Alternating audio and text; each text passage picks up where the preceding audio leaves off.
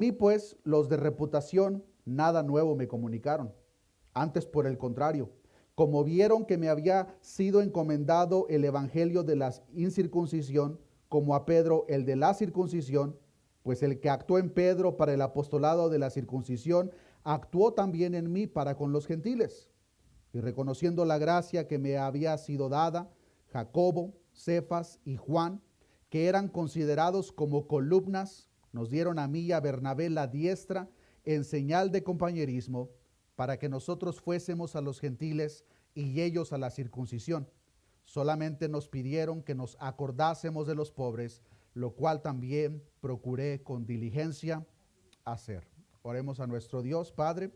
Gracias porque nos permite, Señor, una vez más reunirnos con el Señor. Si alguno de los presentes ha sido reducido a esclavitud, Señor, o ha querido esclavizar a otro, Señor, que sea tu Espíritu Santo mostrando a la luz de la Escritura, Señor, la libertad que tenemos en Cristo. Pero también, Señor, ayúdanos a tener la madurez necesaria para que no permitamos, Señor, que asuntos de menos importancia nos dividan, Señor. Sabemos, Padre, que la unidad de tu iglesia es un tema importante que vemos a lo largo de la Escritura. Nuestro Señor Jesucristo oraba por la unidad de tu iglesia. Por lo tanto, nosotros en esta oportunidad, Señor, oramos no solamente que nos ayudes a permanecer firmes en la gracia que hemos recibido por nuestro Señor Jesucristo, sino que fortalezca, Señor, la unidad de cada uno de nosotros como iglesia local, pero que esa unidad, Señor, sea fortalecida por tu propio evangelio y que no, Señor, tomemos una actitud equivocada y que tampoco comprometamos la verdad en nombre de la unidad. Gracias te damos, Señor, todo esto te lo pedimos en el nombre de Jesús. Amén. ¿Pueden tomar su asiento, hermanos? Nuestro Señor Jesucristo enseñó en Mateo 13, estoy seguro que muchos de ustedes recuerdan la enseñanza que vimos meses atrás cuando estuvimos viendo de una manera detallada el Evangelio según Mateo. Y en Mateo capítulo 13 aprendimos acerca de aquella parábola que nuestro Señor enseñaba sobre el trigo y la cizaña. Aprendíamos cómo en cualquier lugar que la semilla de la verdad de Dios es sembrada, el enemigo de la misma manera siembra su semilla del error. Esa semilla del error por parte del enemigo y las personas que trabajan para él tienen como propósito desacreditar la verdad del evangelio, pero en segundo lugar tienen como propósito desacreditar a aquellos que predican el evangelio. El enemigo sabe perfectamente que si desacredita a aquellos portadores del mensaje, de cierta manera el mensaje predicado va a ser afectado. Ahora es precisamente el problema que Pablo continúa tratando en estos versos. Ya vimos en cierta manera cómo en el capítulo 1 el apóstol Pablo da apertura a esta carta presentando una breve defensa de su apostolado. Aprendimos en el primer verso de esta carta cómo Pablo dice que él es un apóstol, pero no un apóstol de hombres ni por hombres, sino un apóstol por Jesucristo y por Dios el Padre que lo resucitó de los muertos. Ahora la defensa de su ministerio y misión continúa y en esta propia defensa que el apóstol presenta, hermanos, encontramos dos detalles primarios que nos vamos a enfocar en esta oportunidad, hermanos, que tiene que ver con cómo nosotros como iglesia debemos de evitar y a la vez tener cuidado de lo que tiene que ver con la esclavitud y la división. Son a grandes rasgos los dos temas primarios que nosotros encontramos en estos 10 versos. Y vamos a ver, hermanos, conforme profundicemos en estos textos, cómo el enemigo de una manera muy estratégica comienza atacando a los portadores del mensaje para que si fuese posible haya conflicto entre ellos, para que por consecuencia el mensaje predicado sea afectado. Estos ejemplos que vamos a ver, hermanos, no cometamos el grave error de limitarnos a simplemente verlo como un ejemplo que quedó ahí, sino que nosotros lo debemos de ver como una advertencia para que nosotros, en primer lugar, no seamos reducidos a esclavitud, pero que también no seamos parte de la división de la cual se nos advierte. Comencemos viendo estos detalles en el verso 1 de este capítulo 2. el apóstol Pablo comienza ahora hablando acerca de su regreso a Jerusalén.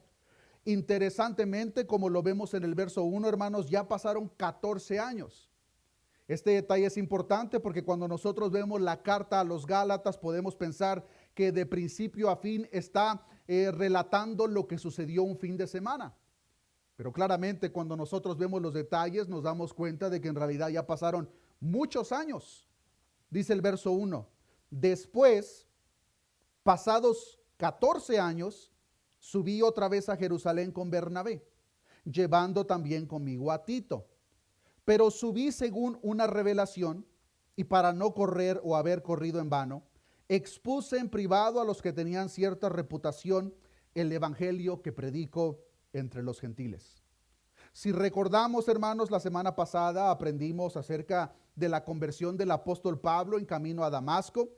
Aprendimos cómo cuando el apóstol Pablo tiene ese encuentro con Jesucristo, recibe el Espíritu Santo, nace de nuevo, inmediatamente se aparta por un periodo de 3 años, donde es discipulado directamente por parte de nuestro Señor Jesús. Después de los 3 años, pasa 15 días con el apóstol Pedro y ahora, tal como lo relata el capítulo 2, ya pasaron 14 años de su encuentro con Pedro. Esto significa que para este entonces el apóstol Pablo ya tiene aproximadamente 17 años en su caminar cristiano. Ya ha abandonado el judaísmo y ahora con la revelación entera tiene 17 años trabajando en la obra para nuestro Dios.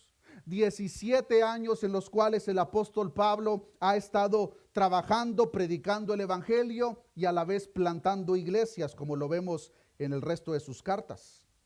Y después de ese tiempo, Pablo ha recibido instrucciones, como lo revela este verso, en una revelación por parte de Dios, y Pablo mismo comunica que él no se apresuró, sino que expuso tal revelación en privado con los apóstoles que tenían cierta reputación. En los versos 3 al 5, ahora nos habla de su acompañante Tito, y estas palabras que vemos a continuación, hermanos, ahora resaltan uno de los problemas primarios que el apóstol Pablo está tratando, que lamentablemente, hermanos, sigue bastante activo en nuestros tiempos. Y son problemas que nosotros en primer lugar debemos de analizar para asegurar que nosotros no estamos siendo reducidos a esclavitud o que de cierta manera queremos reducir a los demás a esclavitud. Vean lo que dice el verso 3. Mas ni aun Tito, que estaba conmigo, con todo y ser griego, fue obligado a circuncidarse. Y esto a pesar de los falsos hermanos introducidos a escondidas. Y noten este detalle, hermanos, cómo obraban estas personas. Entraban, ¿para qué entraban? Para espiar nuestra libertad que tenemos en Cristo Jesús. ¿Cuál era el propósito? Para reducirnos a esclavitud. A los cuales, dice Pablo, ni por un momento accedimos a someternos para que la verdad del evangelio permaneciese con vosotros. Aquí notamos información muy importante a mencionar, hermanos. En primer lugar, se nos menciona que Tito, el discípulo de Pablo, es una persona griega. Es decir, Tito no era un judío. Y quiero que notemos, hermanos, no perdamos el libro de Gálatas, pero acompáñenme por favor a la carta a Tito, capítulo 1, verso 1, porque aquí encontramos un detalle importante. Tito, capítulo 1. Leamos desde el verso 1.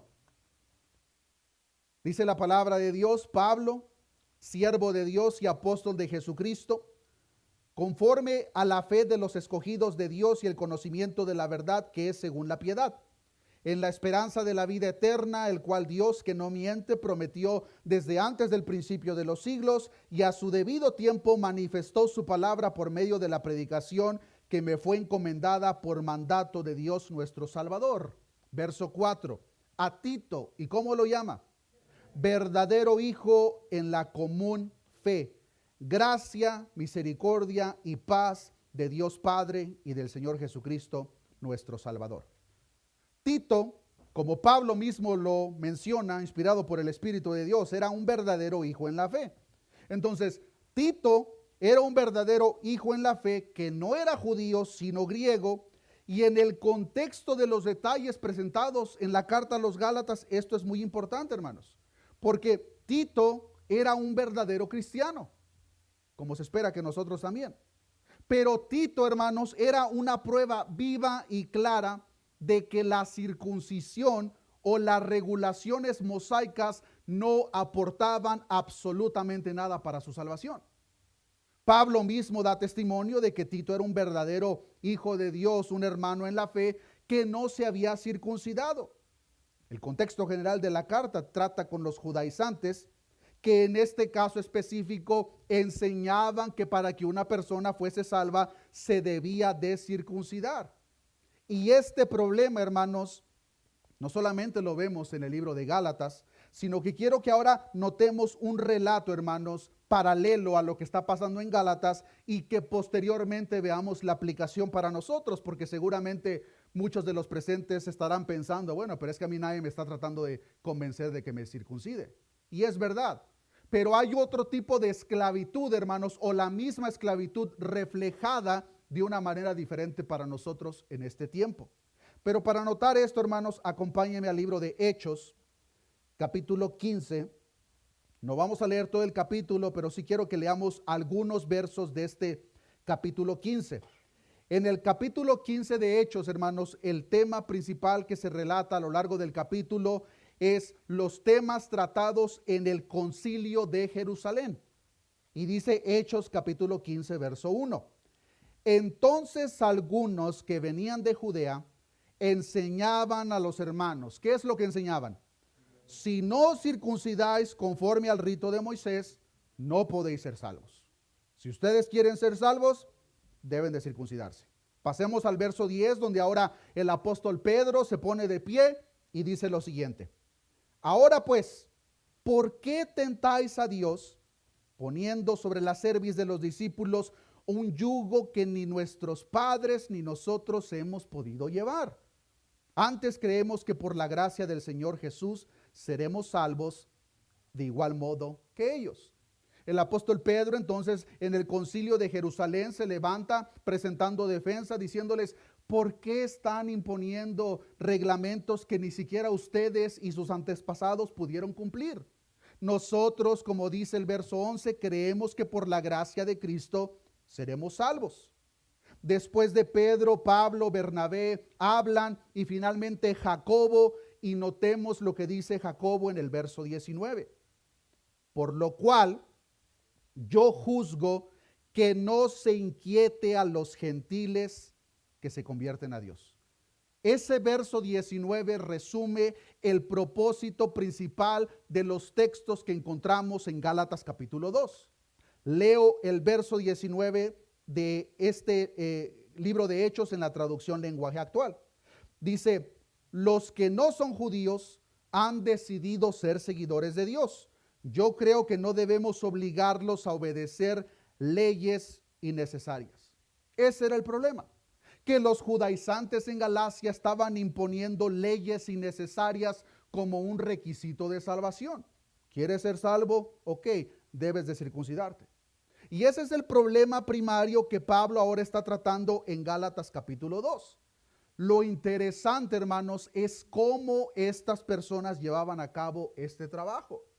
No lo hacían tanto de una manera pública y escandalosa, sino que como lo relata Gálatas capítulo 2, verso 4, lo hacían al introducirse a escondidas. Dice Gálatas 2:4.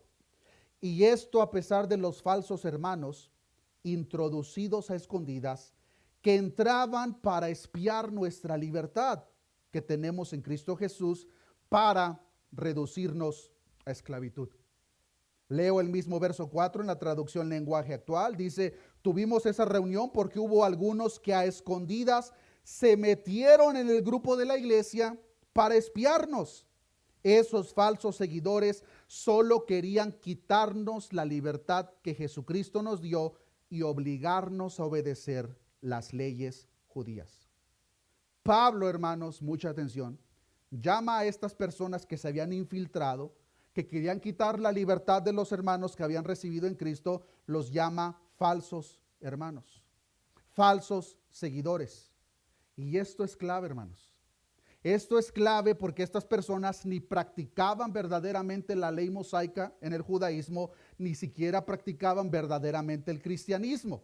Lo que estas personas intentaban hacer era un híbrido de tomar porciones del judaísmo, porciones del cristianismo y hacer una nueva creencia.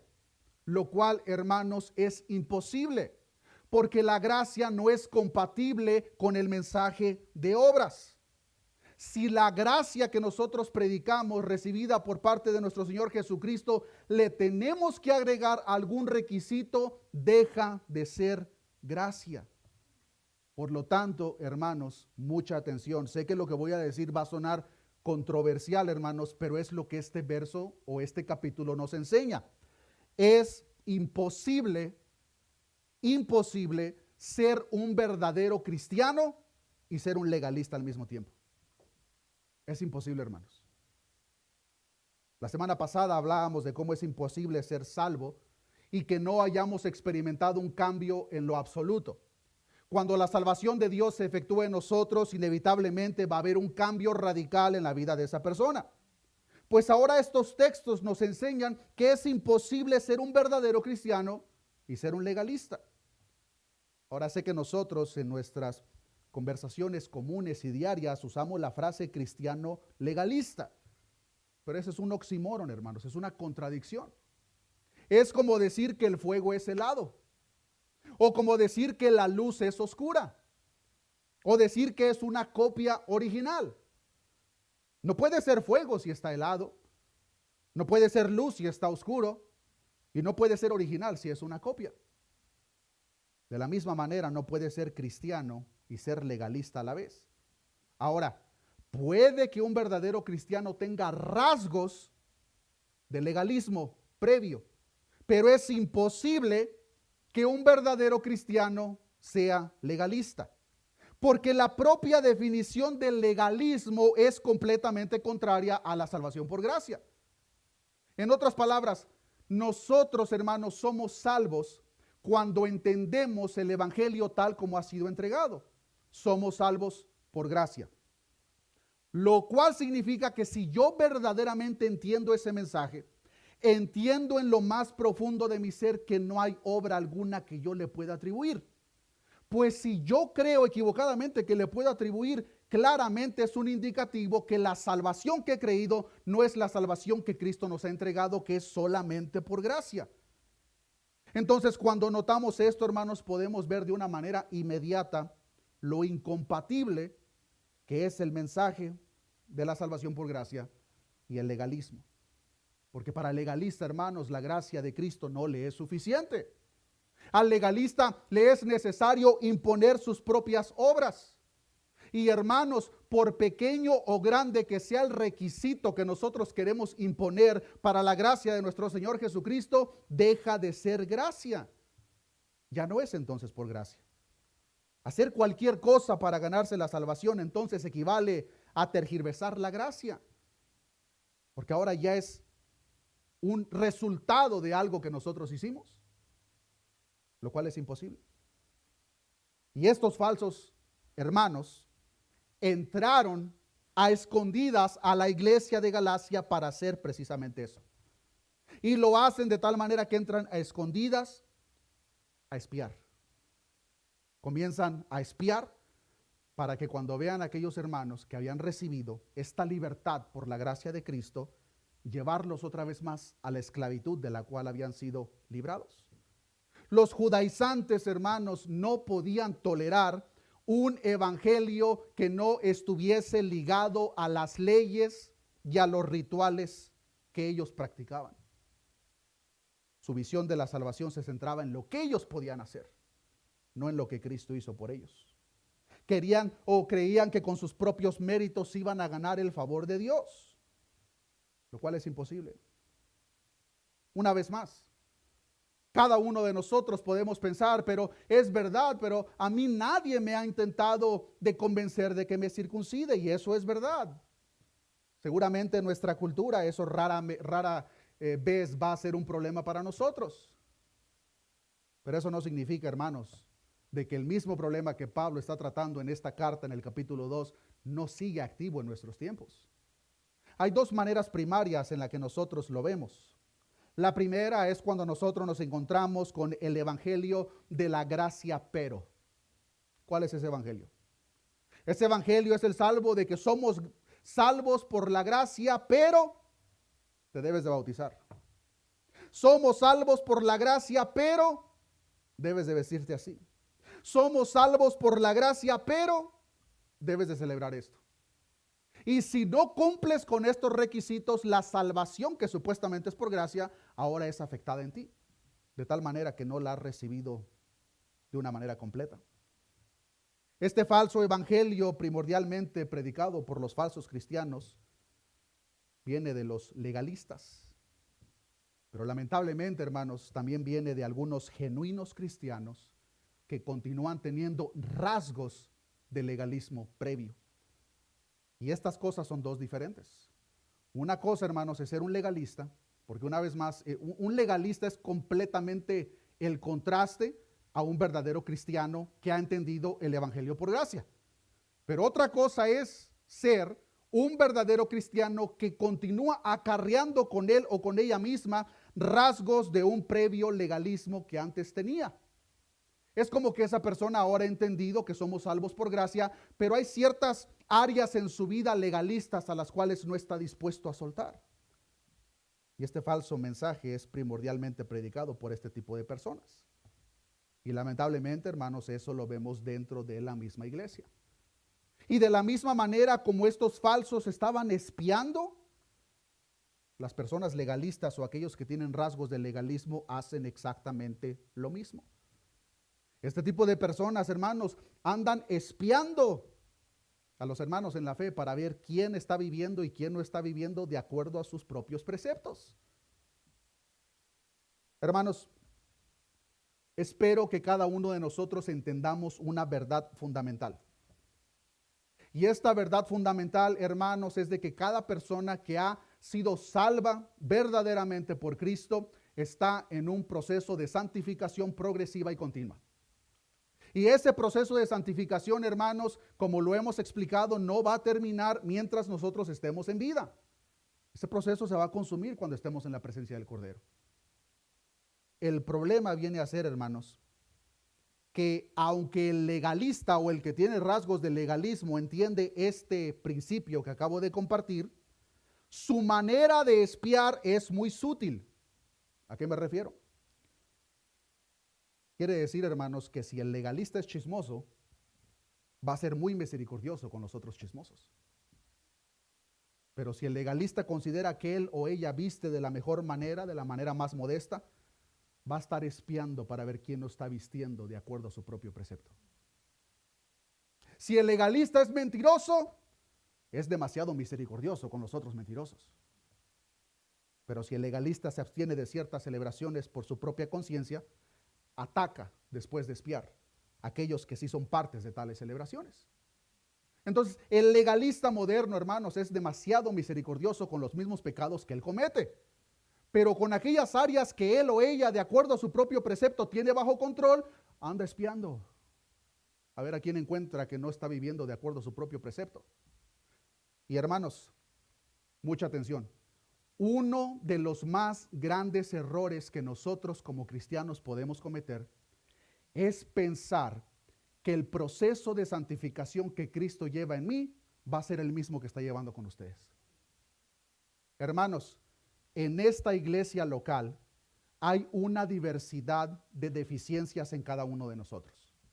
Yo no me puedo comparar en mis áreas de deficiencia con ustedes que posiblemente ustedes tengan bajo control.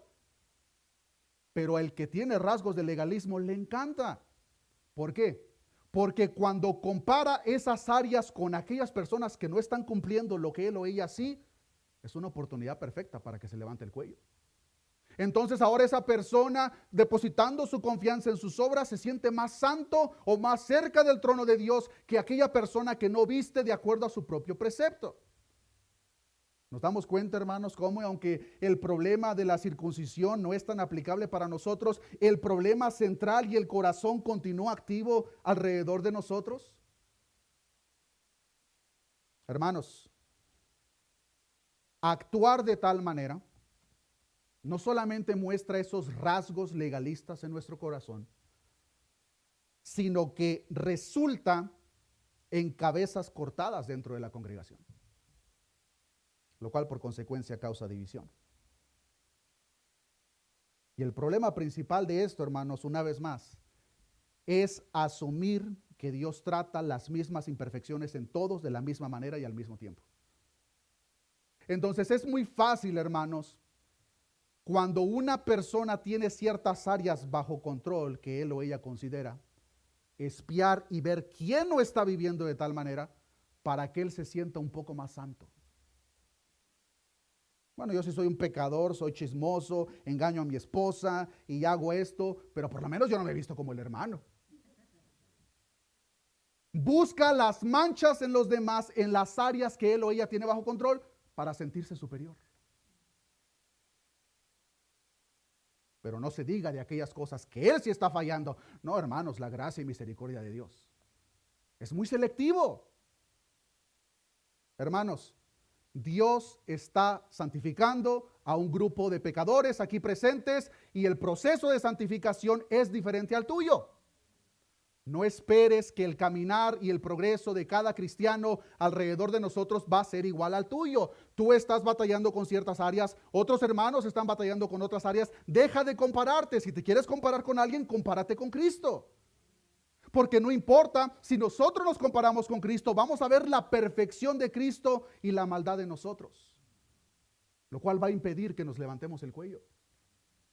Pero cuando yo comienzo a compararme con aquellos hermanos que considero están flaqueando en áreas que yo estoy avanzando, entonces sí, me va a dar la oportunidad de que yo me levante el cuello. Voy a comenzar a cortar cabezas, voy a comenzar a atacar. Lo cual, como ya lo mencioné, va a resultar en división. Los falsos hermanos en Galacia tenían muchas deficiencias. Estos falsos hermanos tenían muchas áreas en las cuales ellos estaban flaqueando. Pero había una área en particular que ellos sí tenían bajo control: la circuncisión. Y como tenían la circuncisión bajo control, es decir, ellos sí eran circuncidados, ese era su punto de partida para decir: si yo estoy circuncidado, todos se deben de circuncidar. Si yo me he visto así, todos se deben de vestir así. Si yo canto así, todos deben de cantar así. Si yo celebro esto, todos deben celebrar esto. Queridos hermanos, en Cristo Jesús tenemos libertad de la ley. Esa es la libertad a la que Pablo está haciendo referencia. Tenemos libertad de sus ceremonias y regulaciones como forma de vivir. No malinterpretemos la libertad presentada aquí, hermanos, como un libertinaje para vivir conforme a lo que la carne desea. Porque la libertad claramente que está siendo mencionada es la libertad de la ley. Nosotros, hermanos, tenemos libertad de la ley porque Cristo la cumplió a la perfección por nosotros. Aunque para algunos no sea suficiente.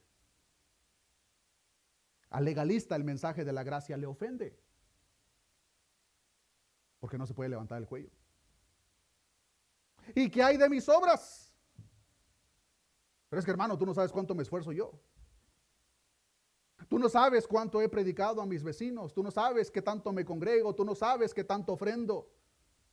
Busca cualquier manera de levantarse el cuello y pensar equivocadamente que son sus obras las que le han ganado el favor de Dios.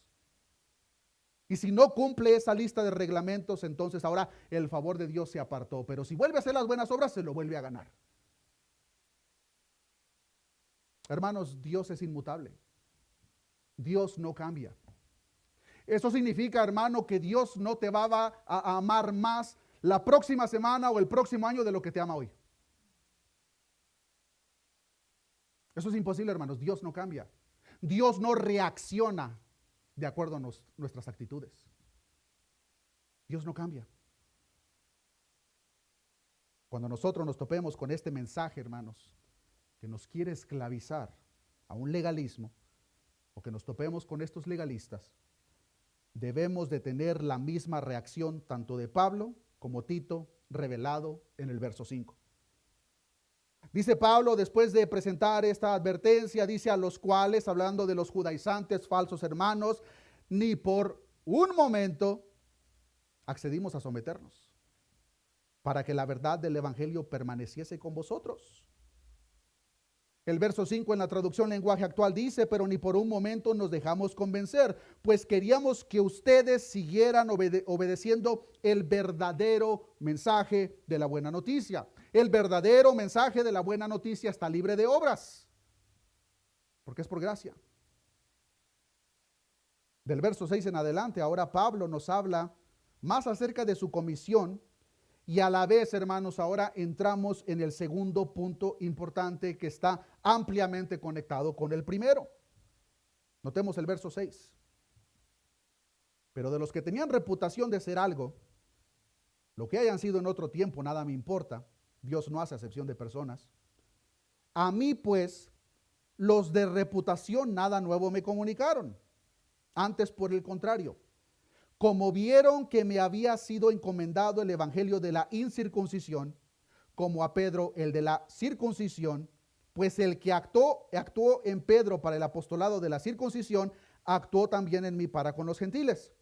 Y reconociendo la gracia que me había sido dada, Jacobo, Cefas y Juan, que eran considerados como columnas, nos dieron a mí y a Bernabé la diestra en señal de compañerismo, para que nosotros fuésemos a los gentiles y ellos a la circuncisión.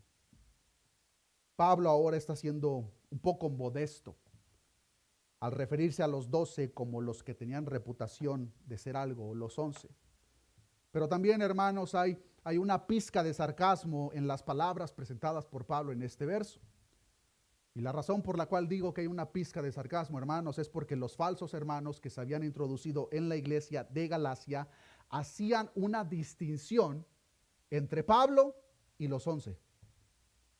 Y de cierta manera están diciendo: Pablo, los apóstoles, aquellos sí tienen buena reputación, tú no tanto.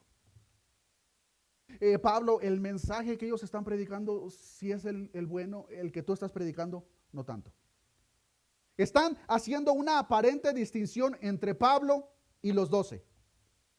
La misión de Pablo y los 12. Lo que ellos no entendían es que tanto el resto de los apóstoles como Pablo tenían el mismo mensaje, por consecuencia tenían la misma misión. Y cuando Pablo dice que no recibió o nada nuevo me comunicaron, nosotros a primera vista podemos entender este verso como un comportamiento orgulloso y altanero por parte de Pablo. Como que Pablo se levanta el cuello y dice: no, esos hermanos a mí nada me enseñaron. Pero no es en ese contexto que esta palabra es presentada.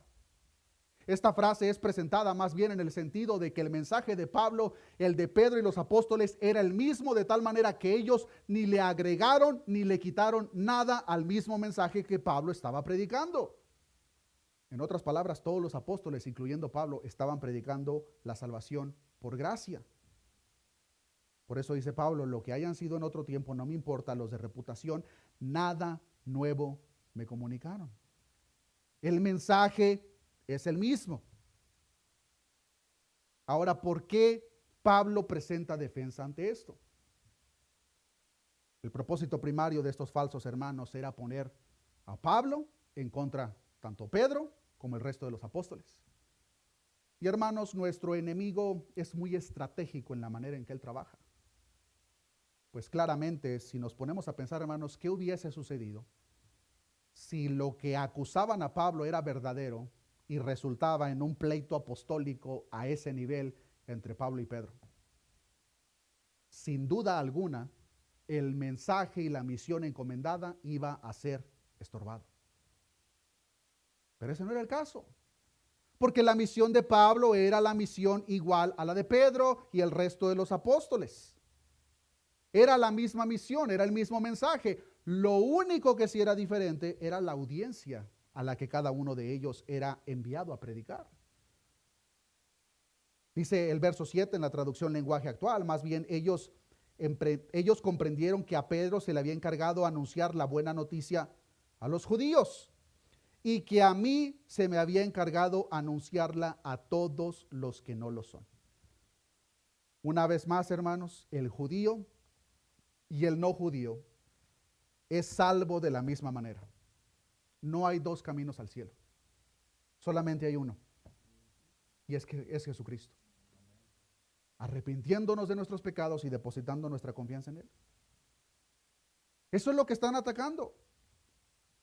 Más allá del mensaje, el ataque presentado hacia Pablo, indirectamente hacia los 12, una vez más, tenía un propósito específico: causar división. Si lo que Pablo y los 12 estaban hablando era un mensaje diferente, no pueden estar juntos. ¿Qué es de lo que se le acusaba a Pablo? Cuando vemos el transcurso de la vida de Pablo, nos damos cuenta, hermanos, que no es la primera vez que el apóstol Pablo está tratando asuntos que pueden resultar en división. Cuando leemos las cartas a los Corintios, nos damos cuenta de que el apóstol Pablo trató varios problemas que, si no eran resueltos, iban a resultar en división. Primera de Corintios 3:3, él dice, hablándole a esta iglesia: porque aún sois carnales. Pues habiendo entre vosotros celos, contiendas y disensiones, ¿no sois carnales y andáis como hombres? ¿Cuál era el problema? Verso 4. Porque diciendo el uno, yo ciertamente soy de Pablo, y el otro, yo soy de Apolos, ¿no sois carnales?, pregunta Pablo. Verso 5. ¿Qué pues es Pablo y qué es Apolos? Servidores por medio de los cuales habéis creído. Y eso según lo que a cada uno concedió el Señor. Yo planté, Apolo regó, pero el crecimiento lo ha dado Dios. Así que ni el que planta es algo, ni el que riega, sino Dios que da el crecimiento. Ahí está tratando un problema similar. Los hermanos en la iglesia en Corinto se estaban peleando y se estaban dividiendo porque cada quien tenía su predicador favorito. Unos decían yo soy de Pablo, otros decían yo soy de Apolos, otros decían yo soy de Cefas. Pablo les dice, ¿qué somos nosotros? Nosotros nada somos. El que da el crecimiento es Dios. Pues ahora el problema que está tratando en Gálatas capítulo 2 es el mismo, aunque en un contexto diferente. Ahora el ataque no era quién era el predicador favorito. Ahora el ataque era, Pablo, el mensaje que tú predicas es diferente al de Pedro. Ellos sí son de reputación, tú no tanto. Ellos sí tienen autoridad, tú no tanto. Cuando es el mismo Dios que los encomendó a ambos. Una vez más, hermanos, el enemigo sabía claramente que si podía causar división entre Pablo y el resto de los apóstoles, el mensaje que ellos predicaban sería estorbado. Pues pensemos en lo siguiente, hermanos.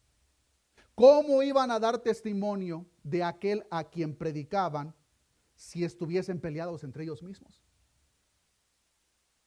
Jesucristo dijo en Juan 13:35, en esto conocerán todos que sois mis discípulos, si tuviereis amor los unos con los otros. En otras palabras, ¿cómo podría Pablo predicar el evangelio de gracia si, de acuerdo a lo que se le acusa, no está ni mostrando ni amor, ni compañerismo, ni estar en la misma página que Pedro? Sin duda alguna, el trabajo sería estorbado.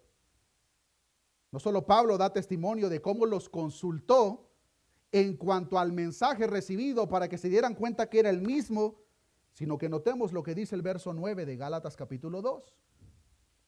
Dice, y reconociendo la gracia que me había sido dada, Jacobo, Cefas y Juan, que eran considerados como columnas, nos dieron a mí y a Bernabé, ¿qué fue lo que les dieron? La diestra en señal de compañerismo. En otras palabras, lo que Pablo está diciendo, no se equivoquen. Nosotros tenemos un compañerismo tanto con Jacobo, Cefas y Juan. No solamente hay un compañerismo, tenemos el mismo mensaje y tenemos la misma misión. De lo que ustedes están acusando es falso. Continúa diciendo, para que nosotros fuésemos a los gentiles y ellos a la circuncisión.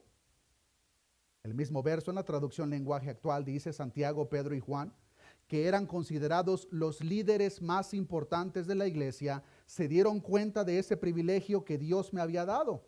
Entonces quedamos de acuerdo en que Bernabé y yo anunciáramos la buena noticia a los que no son judíos y que ellos la anunciaran a quienes sí lo son y para mostrarnos que estaban de acuerdo, nos dieron la mano. En otras palabras, Pablo y Pedro eran compas, no había pleito entre ellos, aunque sí podemos ver un roce más adelante, pero que fue resuelto de una manera inmediata. Pablo, Pedro y el resto de los apóstoles están trabajando en una armonía y unidad. Y hermanos, esto es clave, porque a la luz de esto nos podemos encontrar con dos extremos opuestos que usted y yo somos llamados a evitar a todo costo. ¿Cuáles son estos dos extremos opuestos?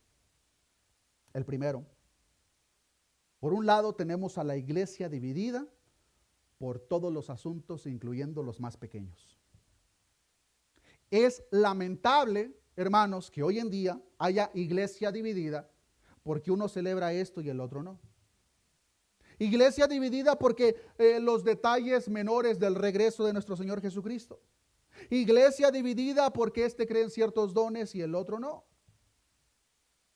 Ese tipo de iglesia en su inmadurez dice que si alguien no está de acuerdo conmigo al 100%, no es mi hermano.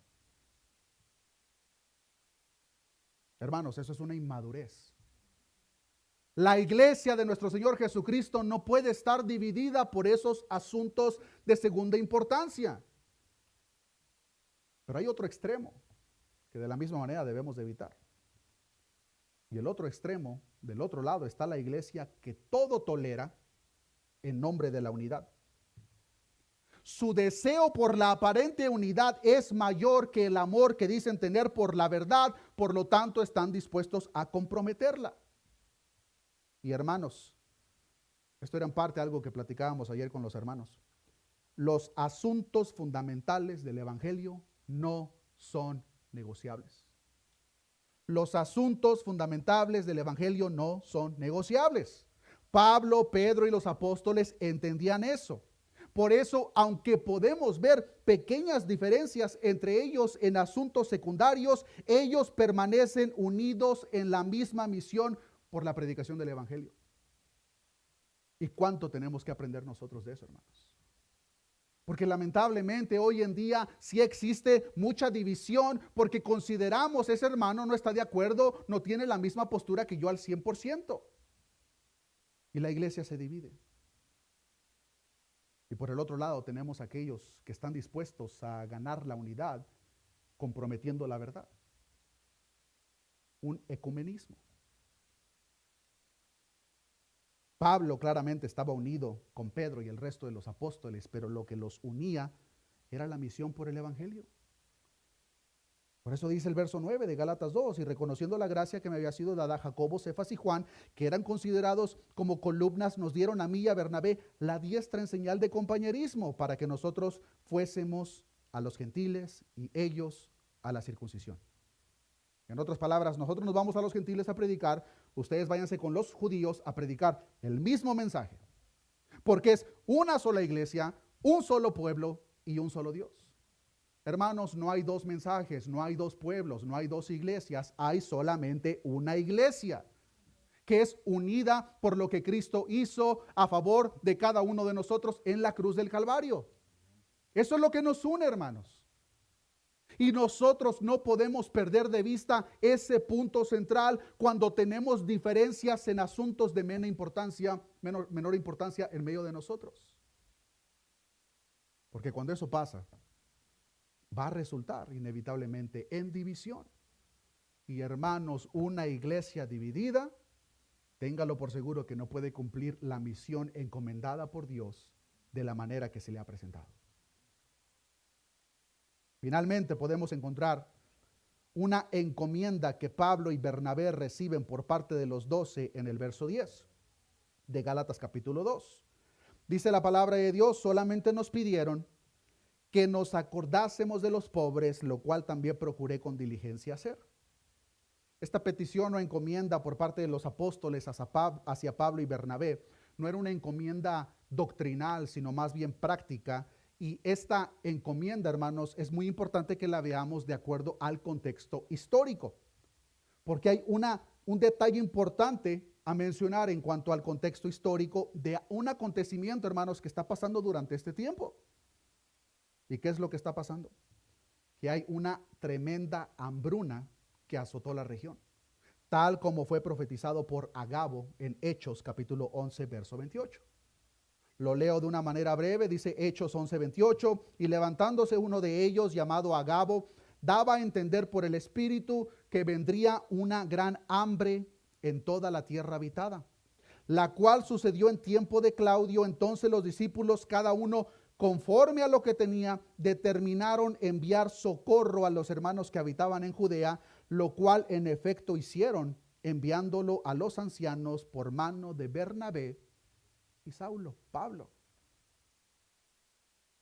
La iglesia primitiva en Jerusalén, hermanos, se enfrentó a un grave problema de alimentar y cuidar a sus miembros por una tremenda hambruna que azotó la región. De tal manera que tenemos a miles de personas convertidas en medio de persecución y hambruna. Pero de acuerdo como lo relata el libro de Hechos, la iglesia estaba tan unida que consideraban cada una de sus pertenencias como una pertenencia del resto del grupo. Y no estoy hablando de comunismo o socialismo, porque no era algo impuesto sobre ellos. Era algo que nacía de un corazón agradecido por la obra que Cristo había hecho en el corazón de cada uno de ellos. De tal manera que cuando vemos Hechos capítulo 2, verso 44, dice que todos los que habían creído estaban juntos y tenían en común todas las cosas. Vendían sus propiedades y sus bienes y los repartían a todos según la necesidad de cada uno.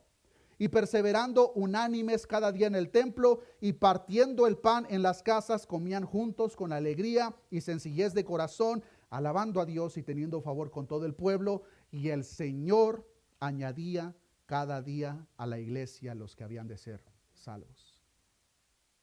Tremendos problemas como seguramente nosotros como iglesia no vamos a experimentar, hermanos. Una persecución y una hambruna, pero lo que vemos aquí, hermanos, es una iglesia unida. Unida por el evangelio, unida por la misión encomendada. Un trabajo que nos será estorbado cuando permitimos que por nuestra inmadurez espiritual seamos divididos por asuntos pequeños. Hermanos, no es la tarea del resto de los hermanos pensar como tú piensas. Si hay ciertos asuntos que tú consideras estás en lo correcto, convéncelos a la luz de la Escritura. Pero si no tienes un fundamento escritural, guárdate tus comentarios. Pues ninguno de nosotros está aquí para ser como otro hermano o hermana. Estamos aquí para imitar a aquel que dio su vida por nosotros. Esta iglesia claramente estaba unida por la verdad y el amor a Dios y a su iglesia. Las mismas cosas que ahora los falsos maestros están atacando en Galacia. Notemos que atacan en primer lugar la verdad del evangelio y en segundo lugar la unidad de la iglesia. Por lo tanto, hermanos, si con algo nos vamos en esta oportunidad de este culto, que sea con estas dos verdades y encomiendas. Número 1, mantente firme ante la verdad. No te sometas a ningún tipo de esclavitud de obras cuando ya has sido libre por la gracia de Cristo. No te sometas. Pero en segundo lugar, que sea la misma verdad central del evangelio, hermanos, que nos mantenga unidos. Unidos en amor a Cristo, unidos en amor por su iglesia y unidos en la misión otorgada a nosotros. Y hermanos, cada una de esas va de la mano. Si tú equivocadamente piensas tener amor por Dios, pero no amas a la iglesia, estás equivocado. No puedes amar a Dios y aborrecer a su iglesia. Si amas verdaderamente a Dios, su amor se refleja en ti para tus hermanos. En esto conocerán que son mis discípulos si se amaren los unos a los otros. Solo así la gente, hermanos, que nos rodea sabrá que le pertenecemos a Cristo y que su obra ha sido efectuada en nuestros corazones. Para finalizar, quiero que concluyamos, hermanos, con la oración que nuestro Señor Jesucristo presenta al Padre momentos antes de partir de esta tierra. Y les pido que me acompañen al libro de Juan, capítulo 17, y que leamos del verso 20 en adelante. A la vez les pido, hermanos, que nos pongamos de pie y que me ayuden a dar lectura a estos versos.